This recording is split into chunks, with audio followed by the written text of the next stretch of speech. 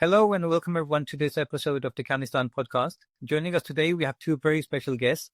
Both of these gentlemen are world experts in their respective fields. Both of them have been on our podcast before individually. I can share the link in the show notes, so please do check that out as well. Both of these guys are prolific writers and I've been following their writings for years now. And I was thinking, wouldn't it be great to have them both join us together in a podcast? And thankfully, they both agreed.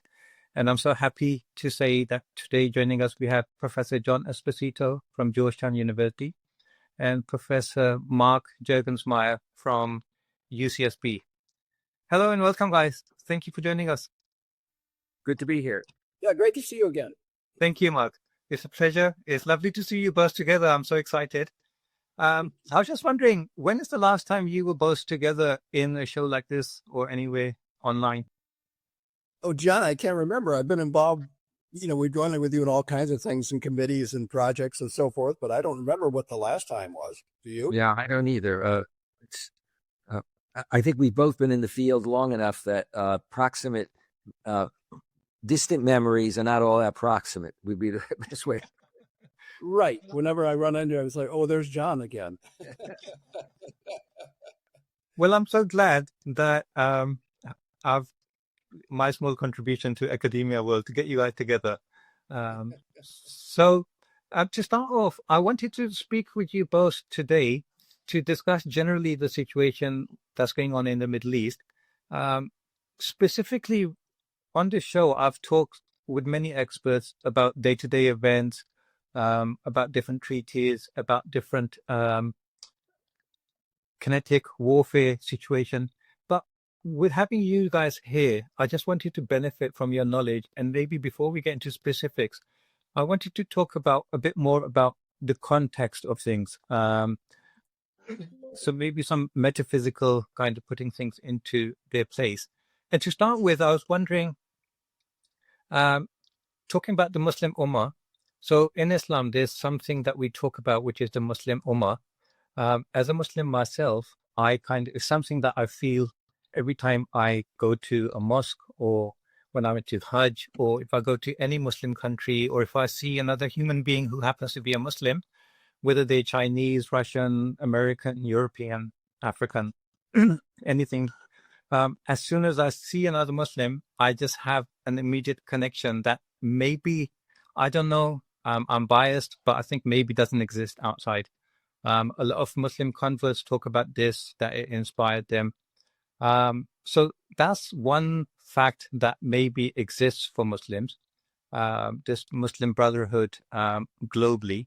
But on the other hand, we have another situation, which is that we have national states. We have states that have split of obviously not just the whole world, but the Muslim Ummah has been divided, and it's been divided culturally, linguistically, geographically, in all sorts of manners. And those national states operate in a completely different kind of a worldview, where states are interested in their own self-interest, self-preservation, realpolitik. So those are two kind of very different realities, and quite often it kind of troubles Muslims to figure out how to form a narrative in their minds that can help them understand the situation in the world as it is and maybe as it should be. So how do you guys see this? Is the Muslim Ummah an actual thing? Is it just in my imagination? If it's real, how influential it is? Is it unique to Muslims, or is it just another something that's common around the globe? And how does that, when it collides with realpolitik, what comes on top? Maybe if Mark, you can take that question first. Sure. And of course, the Ummah exists in your mind. It always does. The sense of belonging, the sense of connection. And no, it's true. There are other contexts. Right now, I'm living in Hawaii, and we have a sense of ohana, which is family. And if you don't have to be Hawaiian to be a part of the ohana, but you have to certainly feel it, and you have to have that kind of cultural connection. And you know, in a sense, John Esposito and I are in a kind of academic ohana, you know, an academic ummah. When we see each other, you know, we recognize a brother. Yeah. And that's a wonderful aspect of human association and human society. But the ummah, alas, in the Muslim ummah is not always as close as you would like. I mean, the divisions between Shia and Sunni, for example, I've spent quite a bit of time in Iraq, and it's just bitter, of course. I mean, the whole basis of ISIS was Sunni empowerment, feeling that the Shia had taken over and made Sunnis minorities. And in Syria right now, whatever you think of Druze, but they are in some ways a part of the Ummah. Yeah. You know, so they're kind of a Shia split off, and yet they're being treated like dirt. They're not certainly treated like family.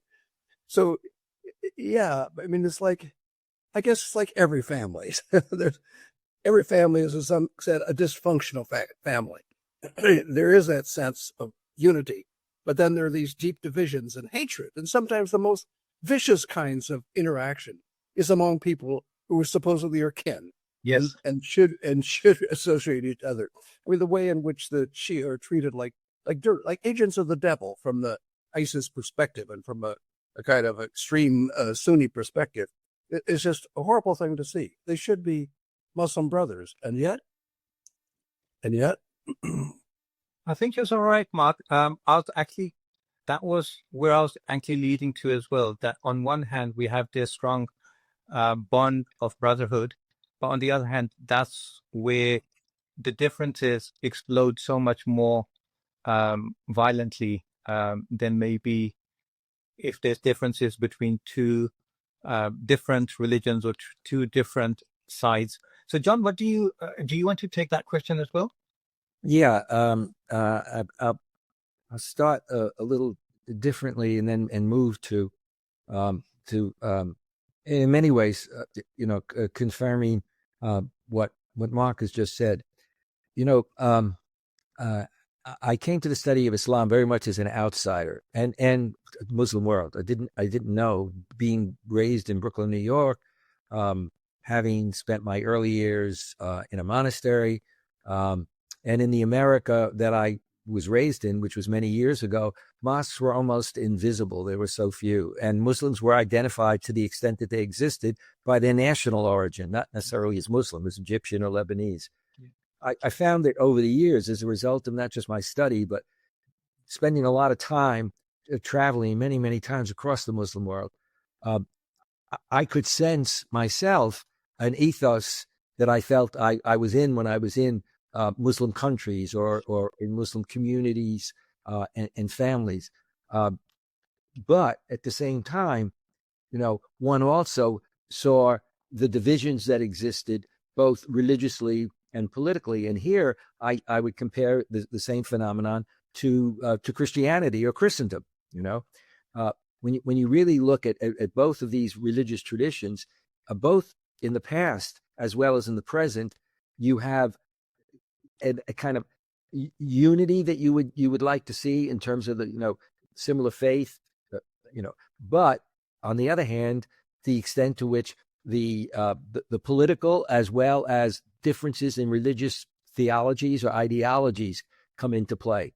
So, if you're dealing with Christianity, you wind up with, the Reformation, etc. You also wind up, with divisions that come all the way down to today when you see the divisions, in Christianity. And I think with Islam also, you see the divisions that existed and the extent to which at times the divisions also could be seen in terms of, if you will, the areas of religion and politics, both regional as well as international. And of course, that's very much the case today. You can't say that there is a good sense of ummah among the rulers in many Muslim countries. Yes, absolutely. Yeah. Hey there. I hope you're enjoying this episode. Let me just take a moment to introduce our sponsors for today. This episode is kindly being sponsored by the Worldwide Listings Company Limited, or WLC for short. WLC is a complete A to Z Amazon account management service.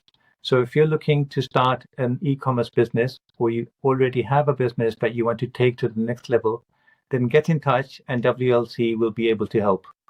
Just for transparency purposes, let me also mention that WLC is a company that I personally created and am a director of. So when you get in touch with WLC, you will be speaking with directly myself or my team, and we very much look forward to speaking with you to see how we can serve your needs. Thank you. And with that said, let's get back to the episode. I think that's for me, that's where the differences are. So on one hand, you have the lay people, and then on the other hand, you have the ruling class, and the ruling class have a different worldview. The lay people, as I see it from my anecdotal experience, especially when you go to villages or more traditional lifestyles outside of cities, whether you're in a village in Morocco or Pakistan or Sri Lanka, lifestyle is very similar, but also that bond. So if a German Christian came across a Christian from, I don't know, China or something, I don't think that the thing that they will probably be discussing would be, unless they're very, very religious, unless that's their main focus in life, I don't think they'll be discussing Christianity. And I think they won't even recognize the way Christianity is practiced in Germany versus what's practiced in China. Whereas I know if I go to China and I meet a Muslim, they'll be saying the same, they'll be reading the same Quran, same prayers, the same way.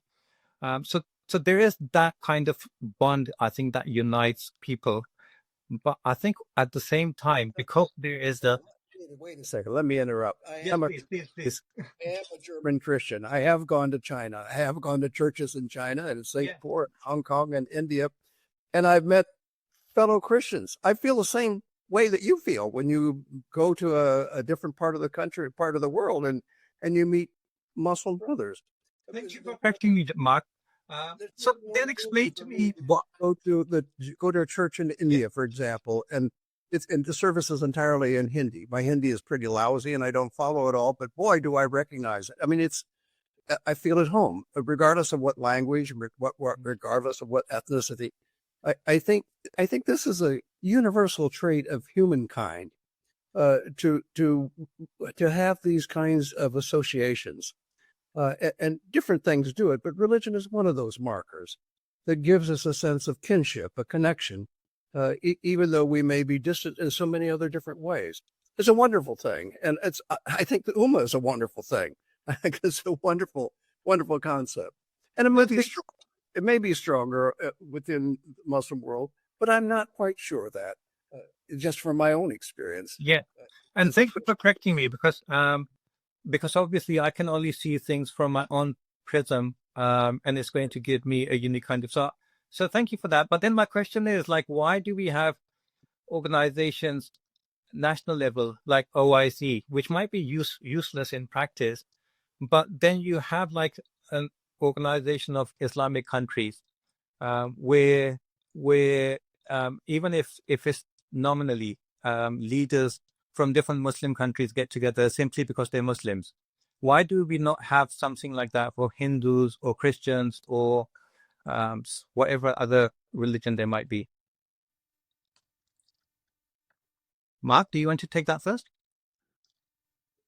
No, people associate it different ways for different reasons, and it depends on part whether there's a sense of kind of minority status. In India, for example, where Christians are just a tiny minority, they band together like crazy, and there's a wonderful sense of connection that you immediately feel when you go into a Christian community, even though you may not be able to understand the language, and they may be a different ethnicity, and they're not often the highest caste people, but that there is a connection, and that there's organizations that pull them together. So I'm not sure the phenomenon is totally different, regardless of how it's labeled and how it's called. So I think what you're saying is that those bonds exist. They just materialize and dissipate for different cultures. Yeah. John, what do you have to say about this? Well, I think also, let's face it, when you start talking about organizational religion, then you often have to distinguish between what the organization says and what it does. Now, if we take the OIC, uh, historically, the OIC has been very influenced, by nations, by which Muslim country was more predominant, either in leadership or in appointing the leadership. I would almost put it, and so the OIC could play a positive role, but a lot of times historically, it was not the most effective because it was driven by national interest, and I think that I remember one time speaking in Malaysia, and I was talking about some area of the Muslim world, and someone was talking about asked me about American policy, and then the question of the OIC came up, and I said, "Well, where's the OIC on this?" And in terms of a resolution, etc. And the person said, "Oh, you don't understand when you bring up something like what's happening in country X, the response of the OIC may well be, 'Oh, I see.' In other words, and not necessarily doing anything totally effective."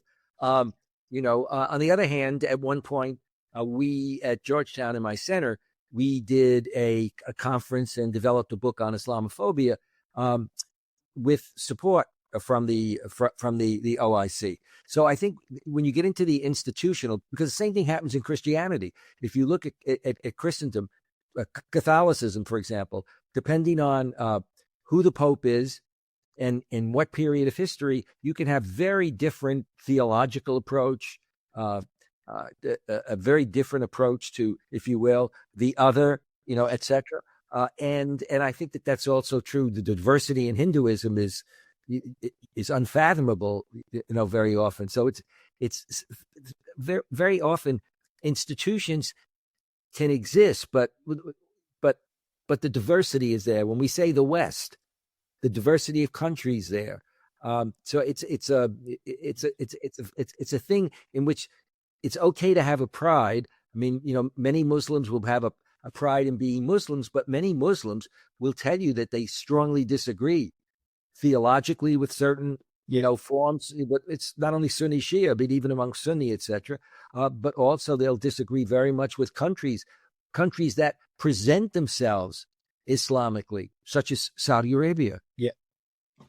But if you're talking about cultural blocks within geopolitics, in some ways there is a Christian bloc. It's just not organized like an OIC. It's an OCC, in fact. And that's Europe. I mean, one of the reasons why the Turkey's bid to try to be a part of the EU has been frequently denied is not just the fear that it would suddenly become the largest European country, but it would be a Muslim country. And particularly in France, I think there's that resistance on cultural grounds. Well, this EU is not supposed to be organized around religion. Yes. and yet there is that sense, of a kind of cultural politics. So, I mean, even though Samuel Huntington was wrong on almost everything, he was right at least in one thing, that in this emerging era of post-Cold War politics, culture plays a very important role in geopolitics. And I think that's what you're saying. And I think that's also de facto what happens on the Christian side, the so-called West is an organization of Christian countries.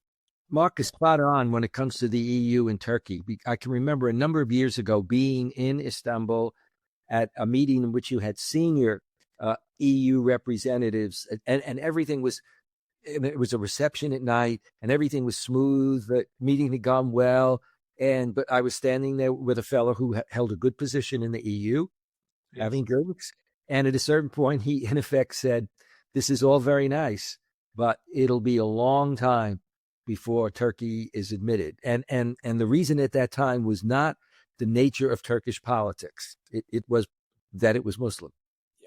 Yes, both gentlemen, thank you for bringing Turkey in, because I find that very interesting. But then my question is the opposition from Europe to Turkey because Turkey is Muslim or because Turkey is not Christian? Because those are two different things. Hatred towards Islam is quite an ancient kind of thing, going back a long time in Christianity. So if what I'm saying is, if Turkey was not Muslim but they were secular, would Christian Europe still have the same problem with them? No. No, I Yeah, agree. no. So does that mean then Most European countries are secular. They're Christian just in name and cultural identity. Yeah. They don't go to church. They're not very pious. That's true of most of the European countries. Yeah, that's what I mean. So I mean is quite often the way people identify themselves, whether individuals or groups, is different, and I think it's different in different times. There's lots of different things that can influence them, whether that's government, propaganda, or. And what I'm trying to also get to is I'm trying to understand what the driving force is for the ordinary person in the Middle East, as well as governments and states. And I'm trying to understand also, why is there such strong Shia Sunni split within, not split, but there's always an underlying tension, Shia Sunni in the Middle East. So if we look at what's happening in Syria, how sectarianism is exploding, surely that's not exploding simply because HTS is in power now. I think that kind of underlying trouble always existed. It's just HTS has come and ignited it. So is the trouble there because where you have stronger bonds, you're going to have stronger splits, a bit like what you have in Ireland between Catholics and Protestants? Yeah, but I think the Irish situation is a good example. Protestants and Catholics don't ordinarily hate each other. I mean, I know John is a Catholic, but I think he's a great guy. I'm not. I'm a Protestant, and I went to seminary, and I was trained at one point to be a Protestant minister. So I'm as Protestant as you can get. And John was on the same track in the Catholic tradition. I don't want to go too far, but we love each other. So I think on a personal level, that's also true of Sunni and Shia. Before the events after the fall of Saddam in Baghdad, the Sunni and Shia intermarriage was very common. And it was hard in Baghdad to demarcate the Shia and Sunni, which areas were which, because the people lived side by side and they got along together in general. There wasn't a big deal until religion became politicized. After the fall of Saddam, who was, of course, not at all religious, it was a secular state, then suddenly people had to organize politically, and the most convenient way to organize was around religious lines. And so then now suddenly you have Sunni and Shia parties, and so suddenly you have a religious politics where you didn't have it before. And I'm not sure that the same thing is happening exactly in other parts of the world, but it is to some extent. And I think that's also true in Syria, that the Alawites, the kind of dominance, sort of put a premium on religious identity in politics, which unravel the whole thing. And the state of Israel kind of became a model of religious politics. And these are the religionization of politics, I think, is a relatively new phenomenon. Yes. The great Mughal and other Muslim empires were largely secular. I mean, they had a rule, but the Ottoman Empire is a good example. Basically, let people do whatever they want to, as long as they pay their taxes and they support the state. But we live in an era in which nationalism is fueled by religion, and the religionization of politics, I think, is a relatively new phenomenon. I agree. I think you're absolutely right. Like for the Ottoman Empire was very secular in nature, and I think that was a strength for a lot of these Muslim empires that were doing so well, because they were secular. It was a stronger bond than having any one kind of belief dominate all of the others. But John, before I come to you, if I can give an example of Pakistan, for example. So in Pakistan, they say that there's about 30% of people are Shias and 70% are Sunnis. If tomorrow the state collapsed, I don't think Shias and Sunnis would be at each other's throats the way there is happening in the Middle East. I think in Pakistan, spent a lot of time in Pakistan, and they get along with each other. I think in Pakistan, if there was a division, it would be the Sindhis against Balochis, a linguistic and cultural, like geographical. So the Balochis against the Punjabis. So it won't be such a religious thing. So I'm trying to understand, in the Middle East, is this something that has systematically developed over the past? Because every time a country has troubles, somehow we end up in sectarian violence.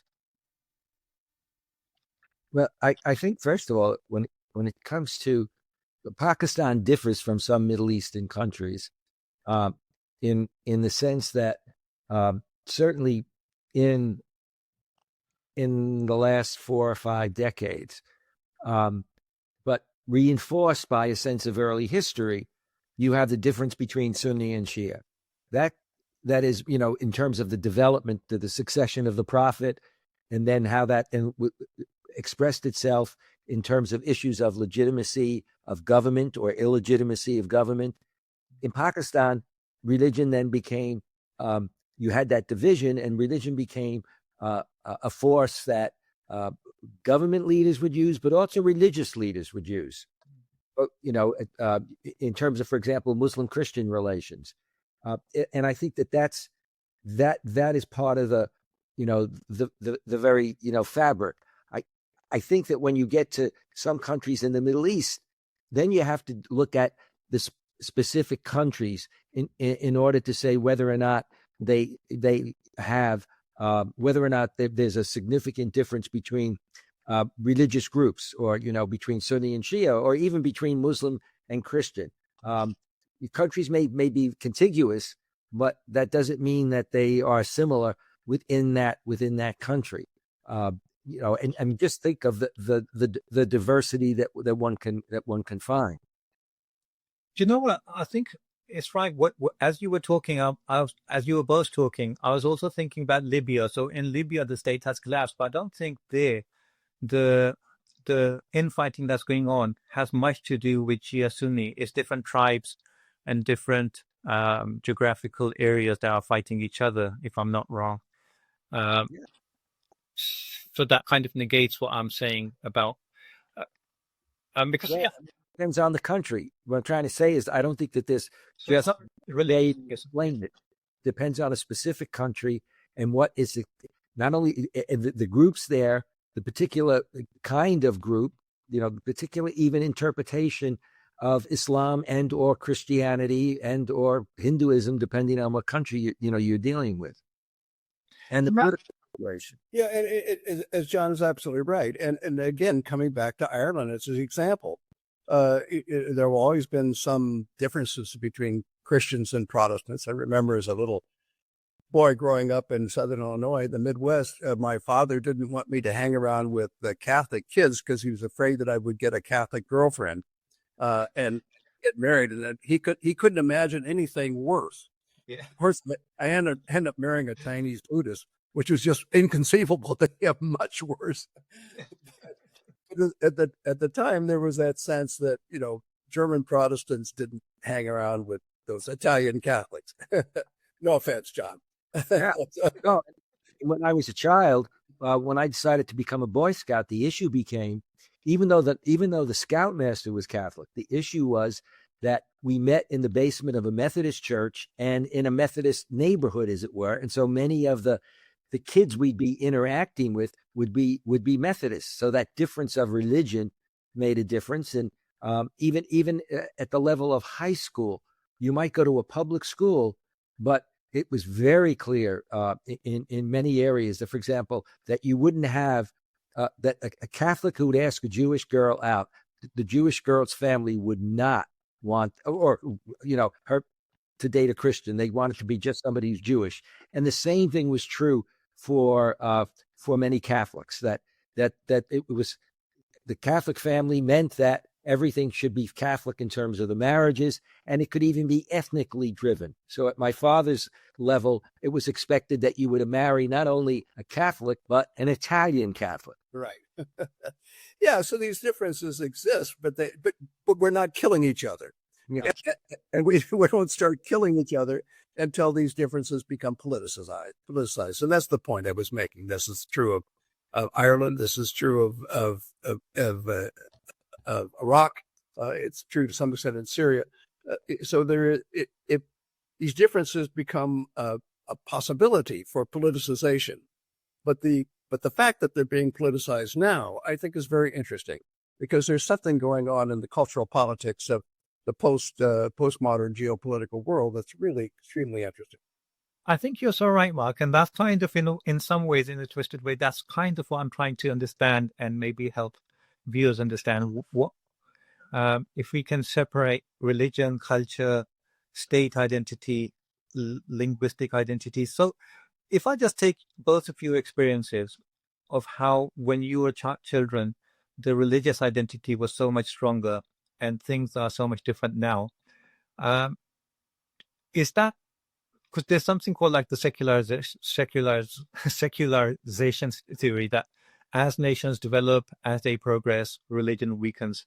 Do you think that is true? And do you think that is going to play out in Muslim states as well? Or, but at the same time, because I'm thinking when I look at old pictures of my parents, and even when I look at old pictures in Afghanistan, say, I can see young men in very Western clothes in the 60s, in early 70s, women just freely roaming around in universities and things like that. So it's kind of, instead of secularizing more, it has religiousized more.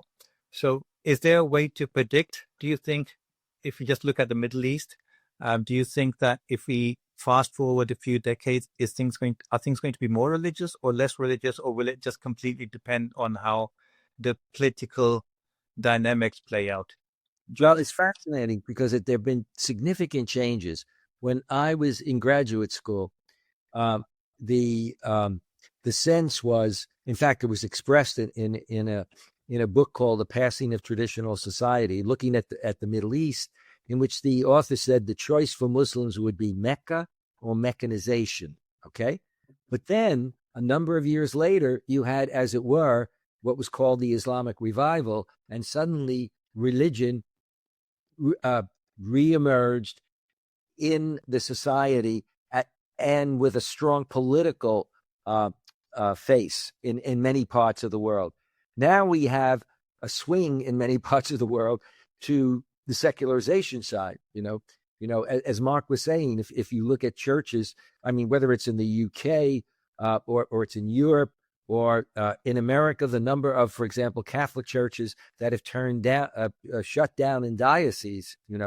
I remember an interesting thing about 10 years ago. Some of my younger Muslim friends were telling me how they went to London and they went to the great cathedral there. And they said it was a wonderful ceremony. And they described, that if you see all these religious figures up on the altar, etc. And they said that basically they were the only audience, if you will, in the church. And that they'd gone back a second time and they said it was still kind of that way. So we've seen a kind of ebb and flow with regard to the role of religion. And certainly now you would see much more of the push of secularization. And you also would see, in some instances, even where you have a strong role for religiosity, for example, in Europe and America, in terms of certain forms of Christianity, yet that there can be a real difference, between, for example, in the United States, between Protestants and Catholics, and among Protestants and Catholics. Yeah, and these are social differences. And despite the ongoing secularization about which John has discussed, religion can come back in just a heartbeat. It can come back immediately in a shocking kind of way. I remember when I first lived in the Punjab in India in the 1970s. Occasionally, I would take a bus over to Kabul. I just like going over from Peshawar to the Khyber Pass, and then Kabul was a beautiful place. The beautiful tree-lined streets, and it was such a modern town. And the buses were full of young Pakistani guys who were going over there to watch movies because they could watch Hindi movies in Kabul when they were not able to do that in Pakistan. And everybody knows how much fun Hindi movies are with dancing and so. And that was Kabul. And what John says is right.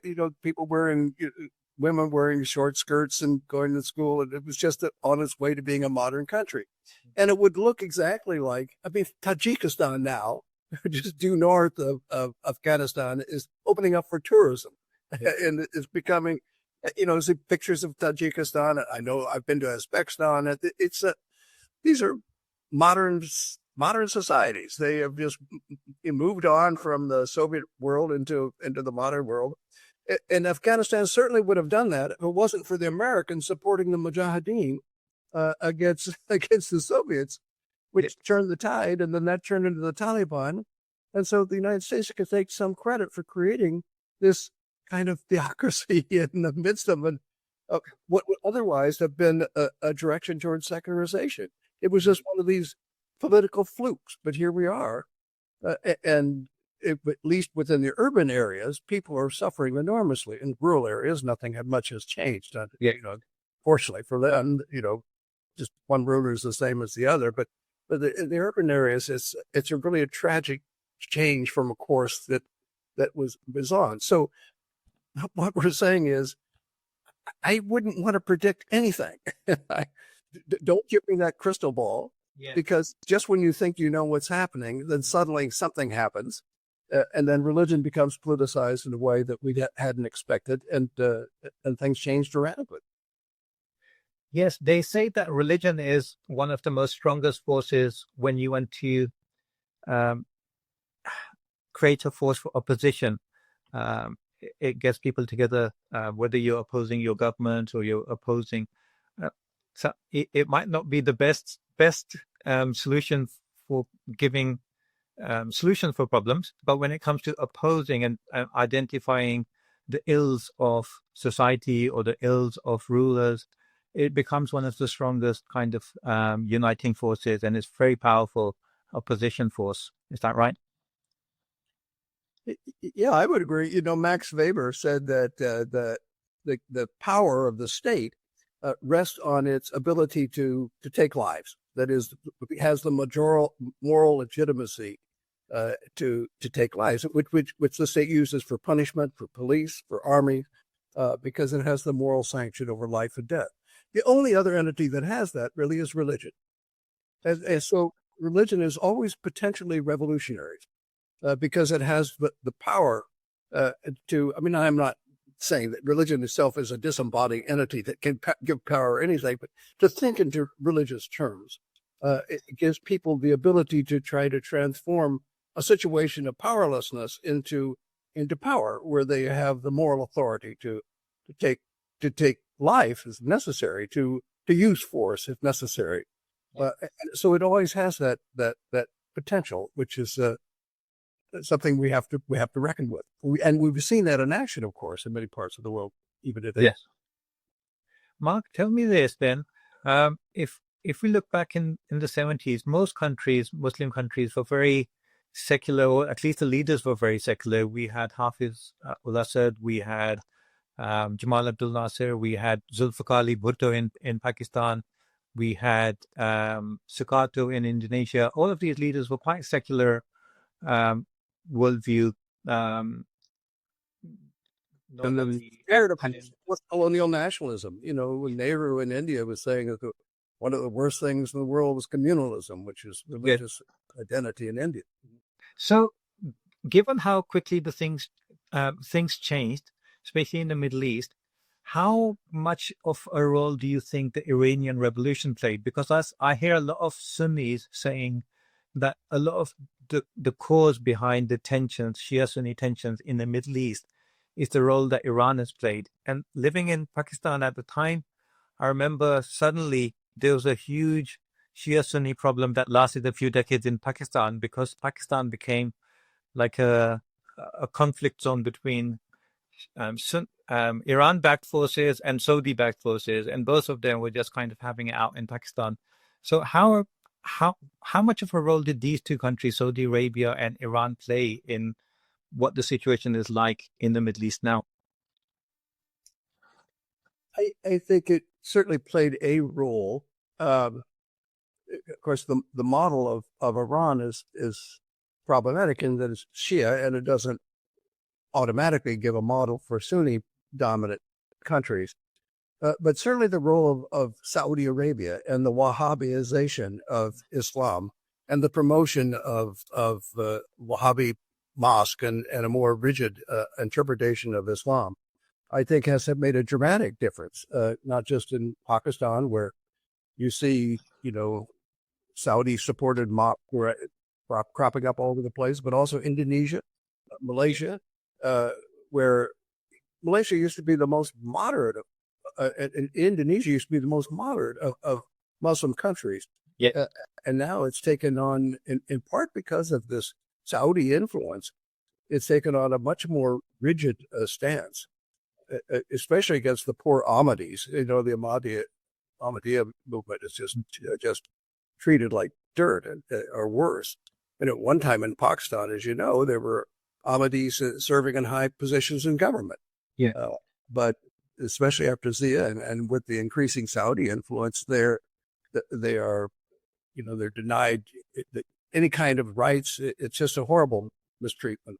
So, it's interesting because you go back to that period, and just a few years before that, you had the rivalry between Saudi Arabia and Egypt. That is Nasser and Saudi Arabia for influence, in the Abra, and both appealing to religion, and at times it could be even a kind of religious nationalism, but appealing to religion. When you then move to the period of the Iranian Revolution, then you have the squaring off between Saudi Arabia, as it were, seen as and projecting itself as the representative of Sunni Islam, with a kind of global mission, and therefore providing funding for the building of mosques and schools, for publications. I mean, the Saudis, for example, the reason why Maududi's writings, many of his writings were in so many languages and distributed, was that Saudi Arabia supported a good deal of that translation. On the other hand, with the Iranian Revolution, you then had, as it were, the Shia model vis-a-vis the Sunni, and so that allowed Saudi Arabia to be seen as the as the source of, if you will, and champion of true Islam, vis-a-vis Iran, and its sense that not only its representation and the fact that it was seen as epitomizing the power of religion in politics, so much so that you would have young Egyptians praising the revolution and seeing it therefore as a potential global phenomenon. And then the concern, of course, among the Gulf states vis-a-vis Iran, and that one would see uprisings in the Gulf states, whether it was in the oil areas of Saudi Arabia or in Bahrain, or the potential in Kuwait. And so religion then became seen as this political force. And geopolitically, that's the way often it was seen from outside. And it's also the way in which elements within Saudi Arabia and Iran also played their cards vis-a-vis the West. Yeah. I remember reading Samuel Huntington's book, Clash of Civilizations, regardless of what one might think of that book. I remember one particular chapter where he was talking about identities, and he was saying, if a man walks into a room and there's 5 women there, then he's going to be identifying himself as a man. But if that same man walks into a room and there's 5 engineers there and he's a doctor, he's going to be identifying himself as a doctor. So you kind of, your personal identity kind of shapes in contradiction or in opposition to what you see around yourself. So you can kind of see how you're different to others rather than how you're the same as others. So I think that's kind of goes to show what you're talking about, John, about how Saudi Arabia, when it was main rival with Egypt, the whole Shia Sunni thing wasn't such a big problem. But when the rivalry became Saudi Arabia and Iran, and one was Shia and one was Sunni, maybe that's what drew this whole thing out so much more. But having said that, the Shia Sunni thing, even from the Fatimid times, historically has been quite a big thing in the Middle East as well. So how much do you think is a modern thing, and how much do you think it's the nature of how Islam split in the early days? Well, John can pick up on the early days part. We'll go back to Karbala, but I want to go really to the present and even into the future, because you're right. For a time, Saudi Arabia felt encircled by Shia powers. It was not just Iran, but Iran's allies, the Alawites in Syria, Hezbollah, Houthis in the south, and now dramatically, all of that has changed. Not that Iran has been totally defeated, but it's been certainly crippled. So has Hezbollah. Shia, of course, no longer in power in Syria, or the Alawites. Houthis are on the run. Now, is this going to give the Saudis a new sense of triumph? Are they going to form now even firmer alliance with Israel? Seeing, despite what Israel is doing to Palestine, and obviously at the present they can't say anything in friendship to Israel, but certainly they owe a lot to Israel in helping defeat their foes. In the future, is that what we're going to happen? Is that what's going to happen? I'm trying to imagine the trajectory that we're on now, because in the last few months, things have changed dramatically, and I don't think we really can see the implications of all of that quite so clearly yet. Well, I think that's a good point, and I want to address it, but just one brief Sam story.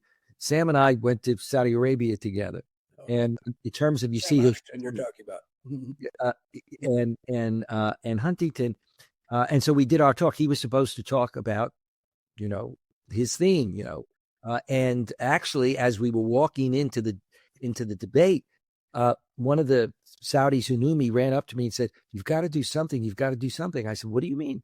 He said, "Well, we expected him to be talking about the clash, and he wants to talk about modernization and development theory." So then the next day, we had luncheon in which a group of prominent Saudis were trying to really just meet with Sam and myself. And I think that they wanted to, and they tried to bring up the idea that things were changing.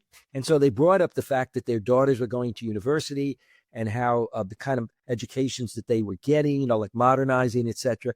And Sam's response, it was interesting. He said something like, "Well, I don't know about that. The only woman that was willing to shake my hand was a woman in the American embassy." I mean, it was, you know what I mean? And like, I don't see them really like uncovered in the streets. Yeah. With regard to the question of where we are today with the Middle East, look, the UAE and Saudi Arabia have in the recent past and will be dealing with the whole idea of getting involved in the Abraham Accords.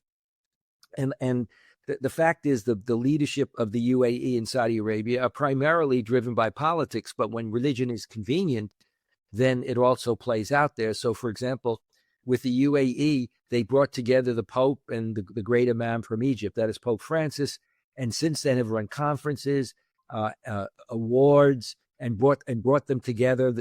Brought them together in the past, the same religious leaders, but as it were, playing the religion card. The UAE began to even build, in addition to, it had Christian churches, but they're primarily for its workers. But it also began to build a synagogue. In fact, they built recently a kind of modern mosque, synagogue, and Christian church, almost like connected. Saudi Arabia has seen itself and projected itself as modernizing a lot in certain ways, not politically, and people miss that often. Modernizing, in terms of aspects of culture and even dress and the role of women. But there are a lot of drivers there, but the primary drivers now are political, and there's no doubt about it. And if you look at the way in which they have approached dealing with the situation in Gaza, they know many of the authoritarian regimes, most of them, worry about the future, worry about the role of religion. They're primarily concerned with the politics of their country, their political power in their country, and with several of them who have the ability to be major players. So the UAE and Saudi Arabia are major players in funding major projects in different parts of the world. And even in the relationship when somebody like Trump goes to the UAE or to Saudi Arabia, the kind of back and forth between them, is you remember that at a certain point in Trump's first term, when he first went to Saudi Arabia, people expected that there would be a really negative reaction, and Trump made.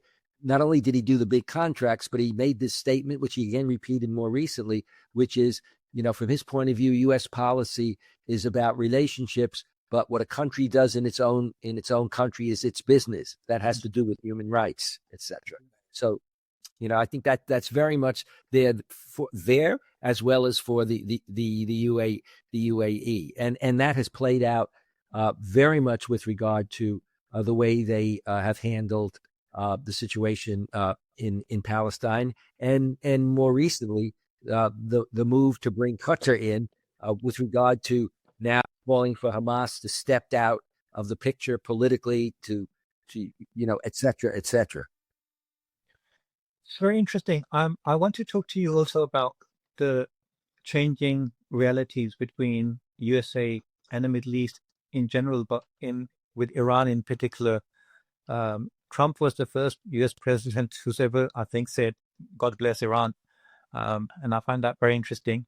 But before we get to that, if we can just finish with this conversation we're having in terms of the nature of the Middle East. So, apart from the religious split between Shias and Sunnis, and we've talked about how states have been created sometimes, splitting linguistic tribes and people. So in some ways, they're not very natural, the divisions, but it is what it is. There's also a lot of tension between modern states and old kingdoms, which what you've touched upon, John, that in Saudi Arabia, that's not changing anytime soon.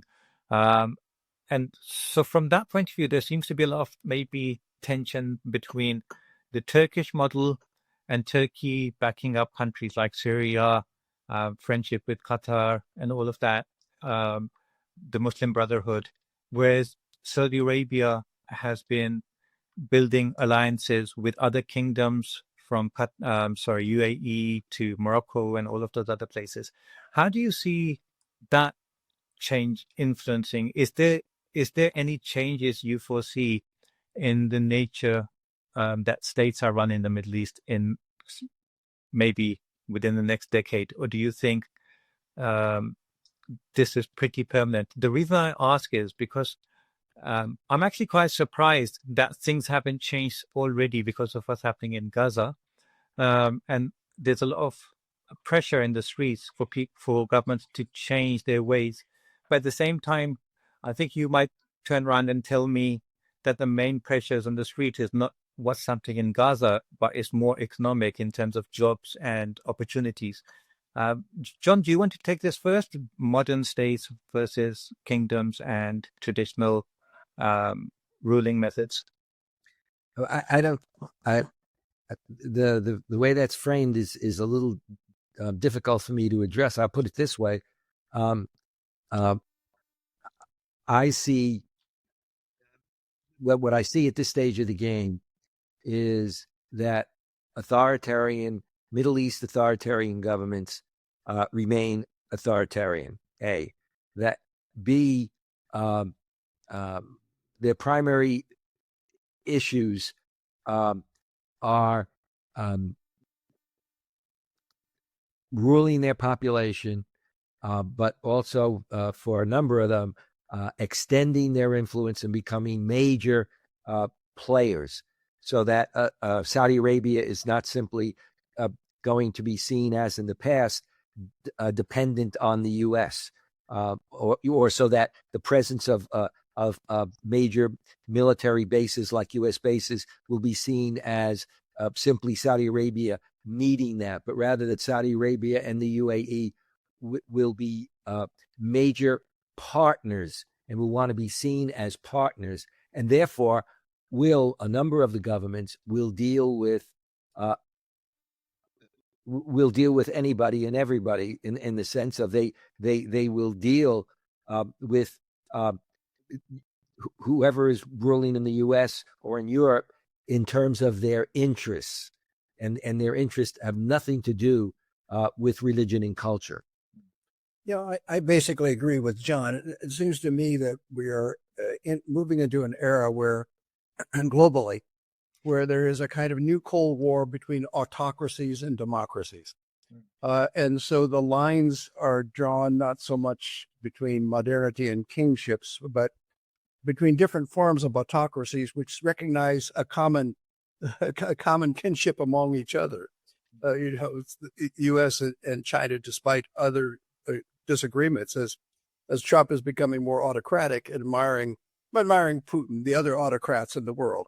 And the same is true, I think, in the Middle East, although democracies are quickly becoming eroding.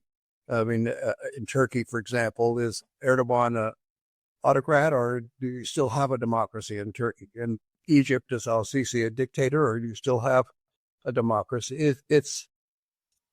We're in perilous times in terms of the state of democracy around the world, but I think that's the new world. I mean, that's the new equation. My concern in the long run, in terms of the Middle East, is what happens when the oil money runs out. Because that's not going to happen. That's not going to last forever. And Saudi Arabia is already looking down the future and trying to quickly squirrel away its money into investments. Whether it's going to, what if the oil just drops off very quickly? I mean, we're moving so rapidly towards solar and other forms of alternative energy sources.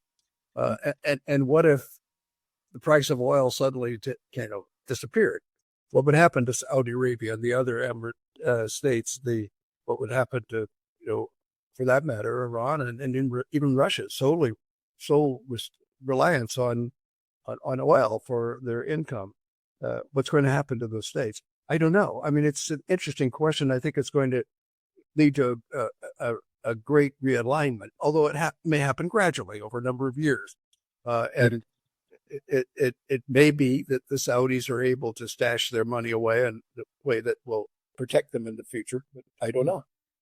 I agree with Mark. The one point I would make is I think it still is the case, because I remember being surprised with regard to the UAE. There was a period when I was there, a fair number of times, and et cetera, and discovering that their wealth was not just from oil, but that it was in terms of investments in the market, et cetera. And so that this has gone on for a couple of decades to a really noticeable, in a noticeable way. And the other thing I would mention, if we're trying to understand the future, is what reinforces my sense about and would emphasize the role of autocracies is the Arab Spring. Look at the way the Arab Spring ran and what the response was in terms of governments. Governments feared the Arab Spring, not because they thought the Muslim Brotherhood was going to come from Egypt to their country. They feared it because the example of a success there could then lead to reforms within the country, and they feared it so much that the kinds of relationships and deals that were made, even with the West, and it was also reinforced by Western governments. I mean, if you look at the Obama administration and their response to the overthrow of Mubarak and the coming of the Muslim Brotherhood, you had the president and the Secretary of State, and one of them would say, President Mubarak is a longtime ally of us. We've had a very good relationship with him. And the other would say, we respect the right of the people to make their choice. And yet at the end of the day, Obama, quote, the great believer in democracy, we would believe, and I was a supporter of Obama, certainly in the early days. Obama, when he was asked to say that what occurred in Egypt was a coup, refused to say it was a coup. And as one Iran specialist, American Iran specialist, said of that statement, a coup is a coup is a coup. There's a definition of a coup, and it fulfilled the definition of a coup. Yeah. One second, I'm just going to my. Yes, I also wanted to ask both of you gentlemen, the relationship between Iran, USA, and Israel. Do you see that changing, and how do you see it changing after this 12-day war? Because as I see it, I might be wrong. Tell me what you think, but it seems to me that there's a huge sector within Iran that's always been quite pro-West and wanted to have better relationships with USA and the West in general. It seems to me that Trump is very interested in improving relationships with Iran. But at the same time, Israel has its own agenda and its own interest.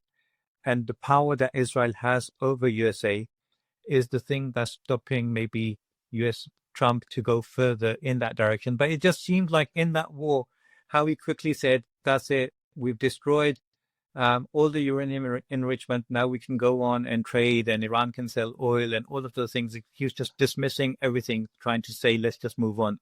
How do you see the relationship developing between USA and Iran and Israel and Iran? Mark, do you want to go first? Well, my Persian friends in the United States were so excited during the recent Israeli attack that they were hoping that this now would precipitate the revolution within Iran. And of course, Iran has been at various points pretty close to that, the rising up of people. There is a lot of anger, as you noted, particularly in the cities, particularly among college-educated people who just are fed up with not just the cultural restrictions of the government, but its inaptitude and inability to really, in their eyes, develop. I mean, inflation is just to the charts. There are a lot of problems, a lot of reason for dissent within Iran. Whether this will really lead to an organized revolution really is, I don't know. Organization is the problem, and where is it going to come from, and who's going to supply the weapons, all those sorts of things. But Iran has a lot of problems of its own, instability. Certainly under Obama, one of the parts of that arrangement over the nuclear deal was also to foster good relations with Iran at the time in dealing with ISIS. And this was very clear, and there was no doubt that the CIA probably had good connections with Soleimani at the time, who was based in Baghdad to deal with ISIS. So there were issues of commonality that brought the U.S. and Iran probably closer together at that time than either before or since. I mean, immediately before or immediately after. Whether that can return again depends in part on Iranian politics and in part on American politics and part on Israeli politics. So you put those three things together. Because it seems like a lot of people are always arguing whether it's America that dictates Israeli policies or whether it's Israel that dictates American policies in the Middle East. So sometimes it feels like it feels like it's one and the same, in which case it would be easier for that one to make their decision. But then at times they seem quite distant. So for example, when Trump came to the Middle East, he didn't even go and visit Israel. So there's clearly some differences there as well. I think that I think one thing you want to realize is that what Trump cares about, he cares about many things, but what Trump wants is the Nobel. Yeah. Peace. Okay. And from his point of view, he wants to be able to not only did he want to be able to say that he brought peace to Palestine, to Palestine and Israel, or etc., the Arab countries, but with regard to being able to say, you look at any major international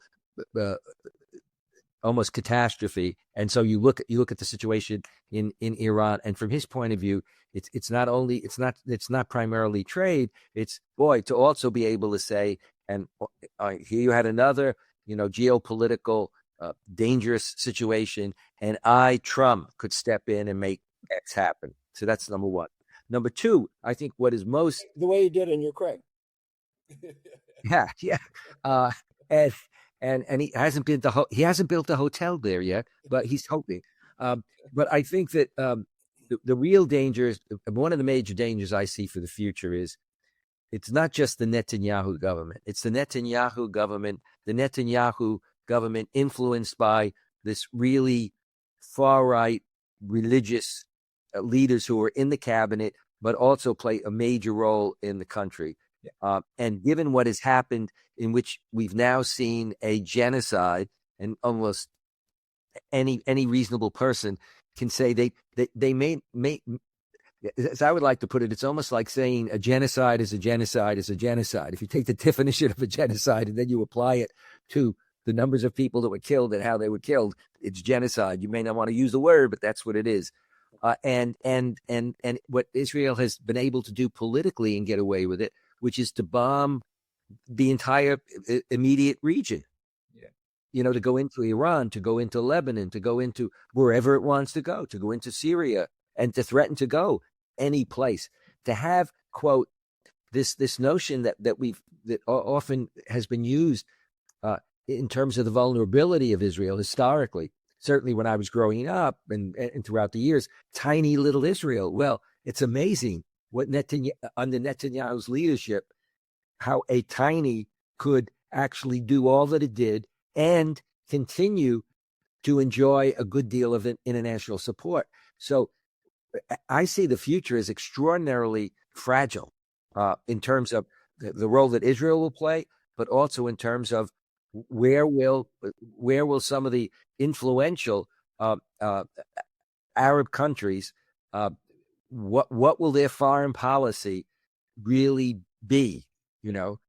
And if one were to say that one could look forward to an Abraham Accords that include a good deal of the most powerful Arab countries, then I think short term, the countries have the ability to hold on to their populations. Long term, I think the things, could remain very fragile.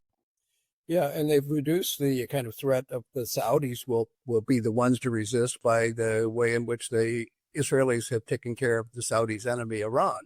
Yeah. Saudis are not really in a position to resist. What you rightly say is the attempt of the far right, these small little parties that really represent maybe 2 or 3% of the Israeli population. Most Israelis don't want this, but you've got this tiny little parties that are convinced that the coming of the Messiah is possible only if biblical Israel is recreated, and that means taking over all of the West Bank.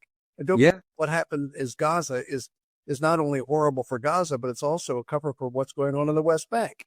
That's right. As the expansion there continues. And so the dream was to take over the whole thing as a united Israel and just to shove the Palestinians out, encourage them, make life so miserable for them that they'll want to leave. And exactly. And to drive the Palestinians out. And yet, what has been the response of the Arab countries to that notion that the Palestinians are going to be driven out? I mean, none of them have really welcomed the Palestinians, so even though in years 50% Palestinian refugees. I mean, it would just swamp these adjacent countries. Covering for all of these people. This is not their problem. Why would they be forced to take all of these people? It's just it puts them in a horrible situation. Mark, I think you're right that in Israel, there's a small percentage that's driving this radical fundamentalist kind of a drive. most Israelis want what everybody wants, just peace, just to get on with their lives. But having said that, since this war started, most independent surveys coming out of Israel are saying between 50 and 80% of Israelis are in favor of what Netanyahu is doing, despite what they think of him personally. They have no kind of sympathy for the Palestinians, and they want to carry on and conclude this whole thing one way or the other, which I'm not sure which way it's going to go. But it seems like from most surveys, between 50 and 80% of Israelis are now in favor of continuing. What do you think? Well, I think that's a continuing response to the Hamas attack. I mean, the Hamas attack really. My colleagues who have been trying to figure out what was going on in the minds of Sinwar and other Hamas leaders was that they didn't want this horrible event to happen. They wanted to take hostages that they could use as bargaining chips. They didn't expect that they would be so successful, quite frankly. And then in Battery Open the Fence, they brought in not only Hamas figures, but also Islamic Jihad and street thugs. And suddenly what was supposed to be a very simple military operation to grab some hostages and take them back and use them as bargaining chips turned into a massacre, which turned out then, of course, to be a horrible thing for Gaza. And it created just an enormous scar in the political life of Israelis, devastating even more than 9/11. I mean, if you remember what the kind of mood in America after 9/11 with the fall of the World Trade Center, it was get those guys, do whatever you can to get them. It empowered the U.S. to invade 2 Muslim countries, Afghanistan, who really didn't understand what the whole connection was with Al Qaeda, and Iran, that had nothing to do with this, but it gave license to do that. Well, that's what's happening in Israel, and so you can understand. Yeah. And that attack, the initial attack from Hamas, they say was a big psychological blow for Israelis because it kind of defeated that sense of invincibility that they had, where they are completely secure and their defenses are capable to defend them under all conditions. So that led to where we are now. But if you think about it in some ways, like even if the war stops right now, Israel's now, after all of the destruction, chaos caused around the whole region, Israel's now not more secure than when the war started. It's less secure. So how will this war end, given that? And how will Israel cope with the new reality? Because if we look at it, Hamas still exists. Regardless of how many Palestinians have died, they say Hamas in numbers is even stronger now than it started. Hezbollah...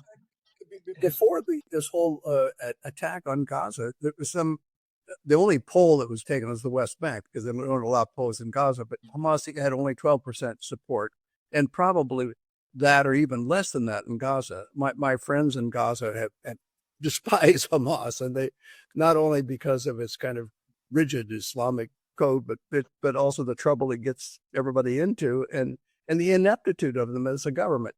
So, but after the Israeli attack, then suddenly the support for Hamas just went up like crazy. Yes. So, but also I'm saying is, so Hezbollah, they decapitated leadership, but Hezbollah by no means is out. In some ways, is because it was able to defend its local towns from Israelis entering Lebanon. Iran, if we take Iran, the way Iran retaliated in that 12-day war, it was probably the worst kind of attacks that Israel's ever faced. And they were running out of ideas and running out of ammunition to protect themselves. So if the war stops now with all of those realities there, it's hard to see how and why Israel would stop. And what can cause this war to end? What would have to happen for this whole scenario to end? Mark? Everybody's wondering, what is Netanyahu's end game? It just seems to be so troubling, because clearly from the point of view of his advisors, I mean, the far right parties, the end game is to take over the whole of the region. But what would happen to the Palestinians? And one has the troubling feeling that Netanyahu is always kind of governed with a timeline of weeks rather than years. If he can get by the next few weeks, the next few months, then he will still be in power. That's kind of his thinking, and that's. I'm not sure he has a clear idea of how this is going to end. You can't just kill everybody. Yeah. Well, I think Netanyahu is pressured. I know, we know he's pressured by his religious right people in his government, but more than that, it's also what's happening in the West Bank, and I think Netanyahu is going to be totally open to taking over the West Bank. I mean, he's already made a number of moves in terms of the amount of building that can be done there. I mean, et cetera. I think that's going to happen. Well, look at the map; it's already 3/4 there. Yeah, and I think the real question is, what's going to happen after Netanyahu? I mean, how long can he stay in? And I don't see him, being in power 5 years from now, et cetera. But it's still going to be what is going to happen to the so many Palestinians, Muslim and Christian, who have lost everything. How's there going to be any kind of response and rebuilding? Will there be I don't know what, any group of leaders or whatever that realize that there has to be an international response to getting about rebuilding there, assisting in rebuilding there. Otherwise, you've got an enormous population that has no place to live, and all it has is a place to die. I think that's the problem as well, because of such little support coming for Palestinians from the countries that matter. They feel completely isolated. So you can only assume more like radicalism to come out when there is peace, and then that's going to cause a whole new cycle in itself. But also for Israel, when all of this is over, ultimately Israel is going to have to realize that they can't keep up this whole scenario of complete dominance that they had up until now. I think from here on, when this does all end, Israel is going to realize that it's going to have to start talking to some of its neighbors as equals, which is going to be very troubling for Israel itself. So it'll take different leadership. And as John says, it will take different leadership. And of course, Netanyahu is not very popular in terms of, the polls in Israel. So, sooner or later, there's going to be a new leader. And sooner or later, in the United States, there'll be a new leader. And sooner or later in Iran, there'll be new leaders. I mean, the change of leadership in all those levels could really make a dramatic difference in the way in which we look at the problem with Palestinians, and we look and we search for solutions. So, though I despair at the current situation, in the long run, I always tend to be cautiously optimistic because things do change. I think long term I can be optimistic. Short term, I just can't see how all of this is going to end. All of the things that we've talked about, Ummah, states, nations, kings. Is there anything in the Arab world that could step in with all the wealth, all the might that they have, whether it's Saudi Arabia, Qatar, Egypt? Does anyone have the will to do it, or the power to put their foot down and convince USA in terms of government, etc.? There isn't, at least so far. So I'm really grateful for your time and your insights. It was a huge learning curve for me as well. Before we go, would you, both of you, like to share any social media or any website links that you have? If you do have anything like that, maybe give me a link and I'll share it in the show notes so people can follow your work. John, do you want to quickly tell us where people can follow you? I just do podcasts and stuff, and then I sometimes have put stuff out on Facebook and on X and on Instagram, but I don't do quite as much of that as I did before. I'm trying to do sort of other things, including writing. I have to get back to writing a memoir, which I'm writing not so much. I have a contract with Oxford for it, but I'm not writing it with the idea that I necessarily have to have it published. I just think that the process is an interesting process. Yeah, do share your Facebook and other links, and I will include that in the show notes so that if people want to follow you, they can. Okay.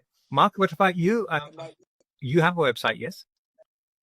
Yeah, I have a website, a weblog at www.juergensmeyer.org. You have to remember how to spell Juergensmeyer. I'll write it down.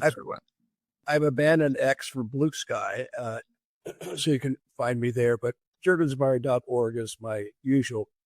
I usually post things there. Just finished a book last night for Oxford on what everybody needs to know about religion and violence. Oh, wow. Oh, great. So I'm going to ship it off to them today, and God knows whether I have to change a zillion things. You know how editors are, but with luck, it'll come out. Terrific. That's excellent. Let me know when it comes out. I'd love to grab a copy, and I'll also share a link here for people if they wanted to get hold of it as well. Okay, and I'll also post my most recent books. Yes. Oxford, University of California Press. Brilliant. Thank you so much, guys. Thank you, both of you. I really appreciate your time. I really enjoyed our conversation. There we go. Yeah. Now, Good to see you again, John. I'm glad things are going well with you. yeah, you take care.